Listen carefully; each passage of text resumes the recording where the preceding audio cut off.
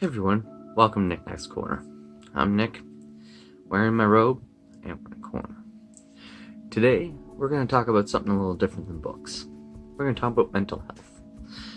Things you could do to get help. Things you should never be afraid of. Things you shouldn't be ashamed of. I have been dealing with PTSD for around 10 years. Took 347 to the heart, died for 13 seconds. Got brought back to life via adrenaline.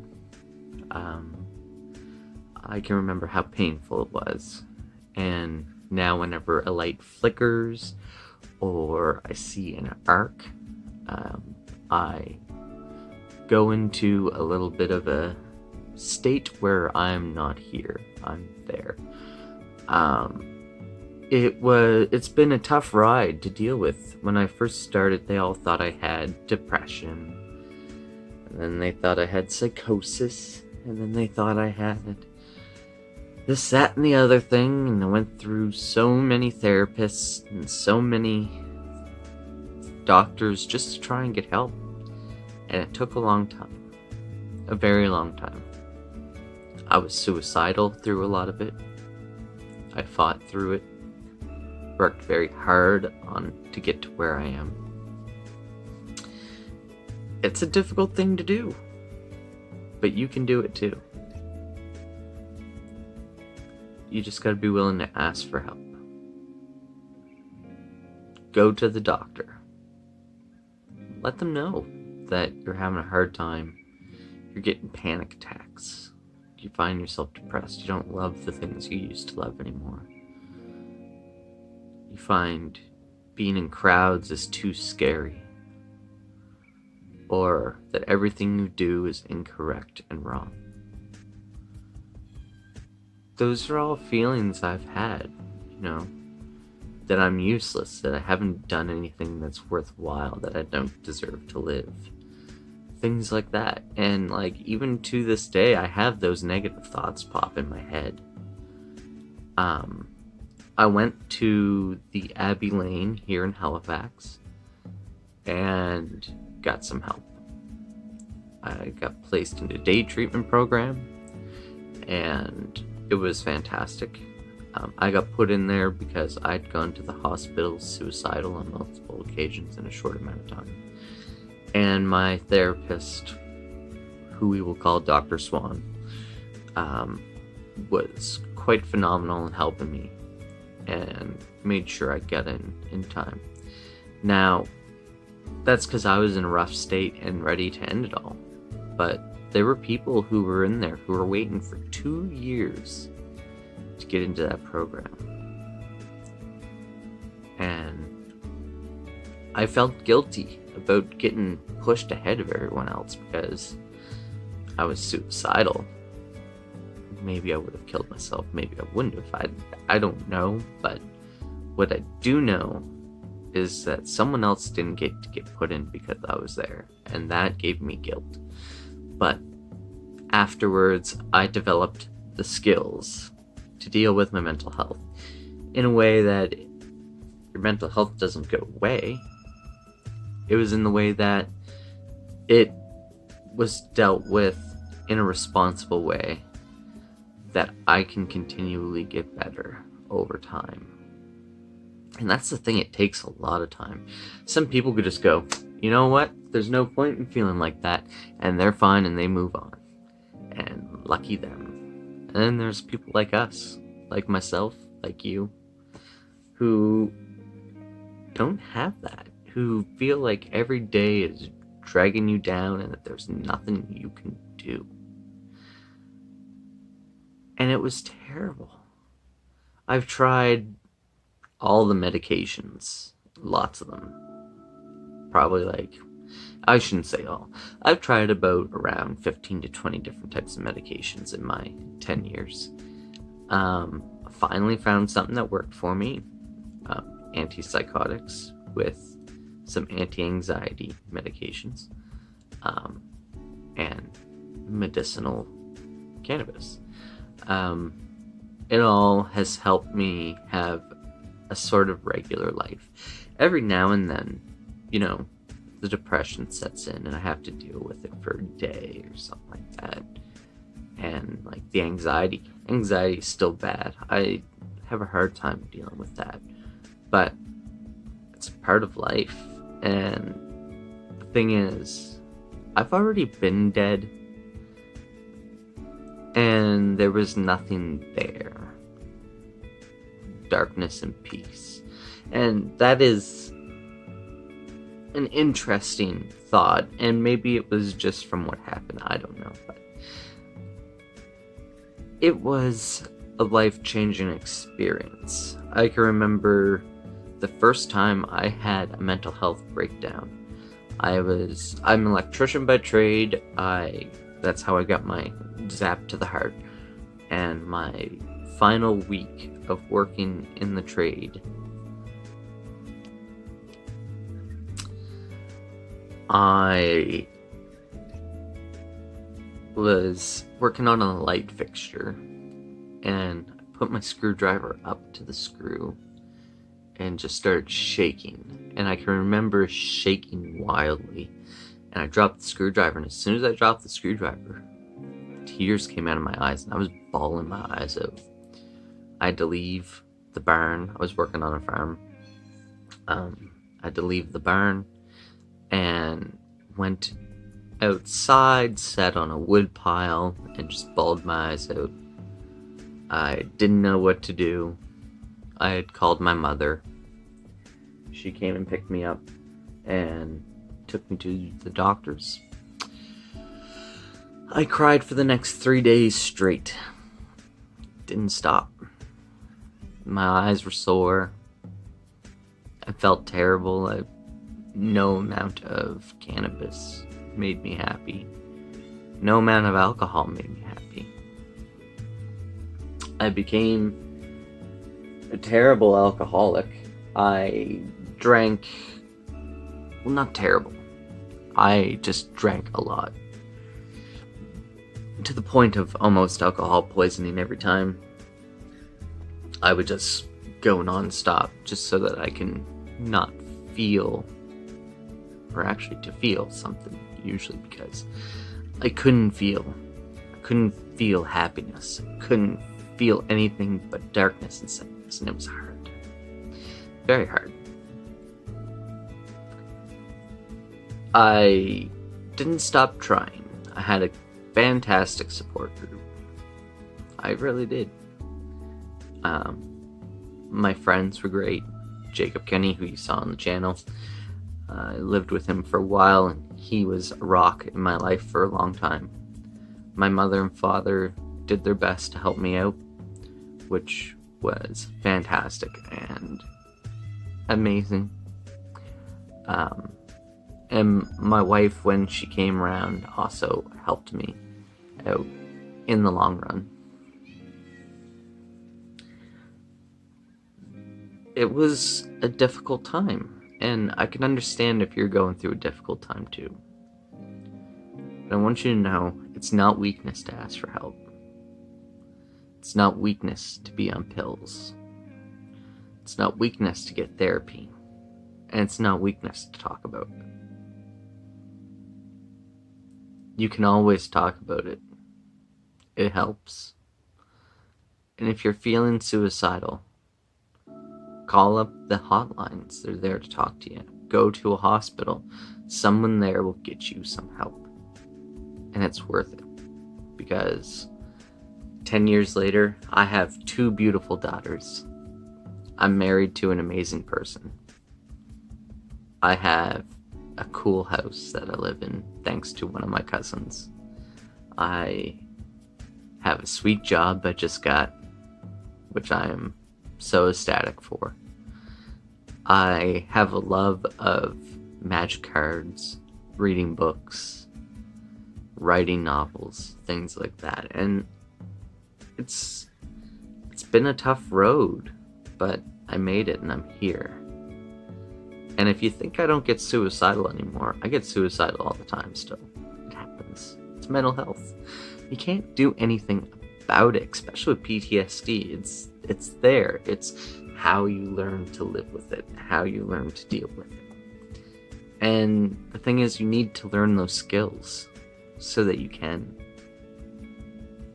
There's nothing to be ashamed of. And you can do it.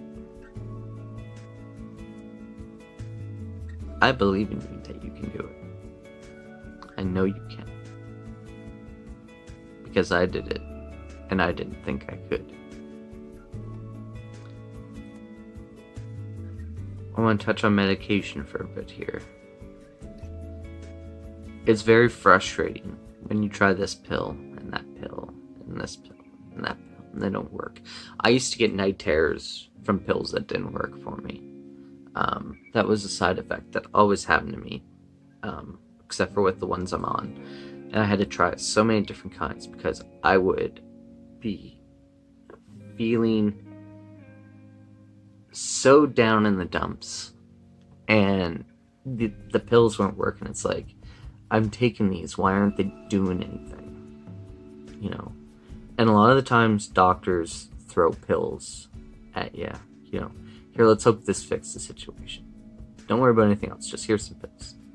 And I fully and highly disagree with that. To me, no pills without skills. The pills are there to help. And they do. They truly do. They can bring balance to your life, something that you didn't have before. However, you need the skills to also deal with what's going on in your mind, because the pills aren't going to get rid of that. They're just going to slow it down. So the skills you need are how to deal with your anxiety, your depression, your psychosis, your borderline personality, your PTSD, your postpartum depression, anything. If you want to deal with that, you need to learn some skills. Your breathing exercises. In through your nose. Out through your mouth. Those are fantastic skills to have. The name 3 things I can see. Water bottle. Night table. Light. Name 3 things you can smell. 2 things you can smell. I guess. Maybe. Name something you can smell. I could smell like a waffles. Name something you hear. I can hear my girls watching Paw Patrol. Name something you can feel. I feel pride. I feel happiness that I've made it here. Name something you could touch. Books. These are skills that you can do to calm yourself down and relax. You need to find a hobby.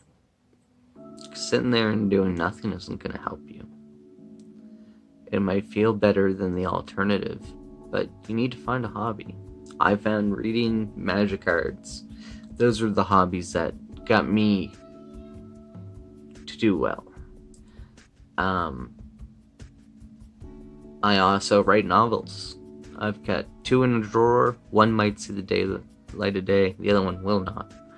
I'm currently writing one, and I hope it turns out well. The thing is, you gotta find what you love. Don't let go of it. Even if you're finding it hard to enjoy it, keep on with it, because it will help. Another thing that's fantastic to learn, another thing that you can do, is escapism. Books. A TV show, a movie. Something just take your mind off everything for a few moments. Immerse yourself in another world. It's helped out a lot. It's not a great be-all item. You need to still have other skills. You need to learn love languages.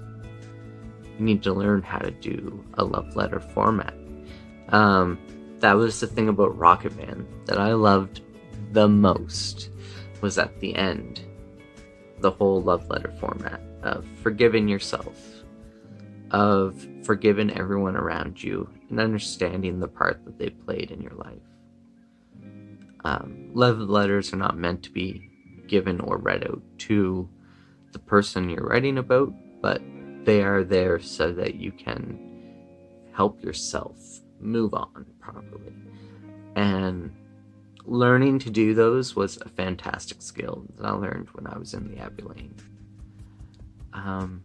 Talk therapy, talking about it and having someone there who is skilled and knows how to give you proper direction is very helpful. Without Dr. Swan, I probably wouldn't be here. That man helped me through everything. If I didn't see him for 2 years, I'd call him up and say, hey, I need to get in to see you because I'm doing bad. And he would have me in there within a month. That's how awesome he was. And when you find a good therapist who is there for you, they will do the same thing. Because therapists do care. They're not just there for a job. They're there because they want to help someone. If you're there for a job, you're probably a psychologist. Now, that's not to say psychologists aren't there to help, or psychiatrists. They're there to prescribe medication and to help. And if you have a psychiatrist that you're paying for, remember you're paying for those skills. We live in Canada, and you can get those skills for free. By you. Paid for by the government. And that's what I got with Dr. Swan. He wasn't a doctor and he's not a swan. But he did fantastic. And he was there because he wants to help people. And he's still there for me today. If I call him up tomorrow because I'm having a bad time, he will fit me in. That's the kind of therapist he is. And that's what you need to find. Find someone who jives with you, someone who you don't mind opening up and talking to. And that's the thing, is you need to open up and talk. You can't bury it all down. That was the old school way. Bury it deep, bury it deep, bury it deep. Don't talk about it. But that leads to explosions. That leads to meltdowns. That leads to suicide. All the people you hear, oh, I didn't know he was sad. He seemed like the happiest person ever. It's because they're not talking to anyone. They're not doing anything to get that information out there to help themselves. They're burying it deep inside themselves. And that's not a good thing to do. And if that's what you're doing, I would highly recommend finding someone to talk to. Even for a few sessions just to get it off your chest, to figure something out, to learn some skills. It's amazing. And, you know, it's been a long time that I've been working really hard on this. And, like, even yesterday, both my kids were home here screaming their heads off nonstop. And I can feel my anxiety rising. And my wife helped me out quite a bit with it. And she was fantastic. Even though her own anxiety was rising. But she could see mine was getting progressively worse. And it's important to take care of yourself. To do what you can to love yourself. Even if you don't feel like you can. Because loving yourself is the first step. And I believe in you. I'm Nick. This is Nick Nack's Corner. We were doing a mental health talk today on some personal stuff. I hope what I said helps you out. Go get some help if you need it. Don't be afraid to ask. You are important, and you will do well. I care, and I hope that you all take care. Please like and subscribe. I will have my social medias down below if you would like to join me on anything. I'll also set up some phone lines down below as well, so that if you need help and you're in whatever country, there will be a phone line there for you, and you can try and get some help. if you are here in Nova Scotia, get your doctor to put a referral into Cobequid Health Centre or the Abbey Lane to get yourself some help. It's important. Take care of yourself, and we'll talk to you in the next video. Bye, guys.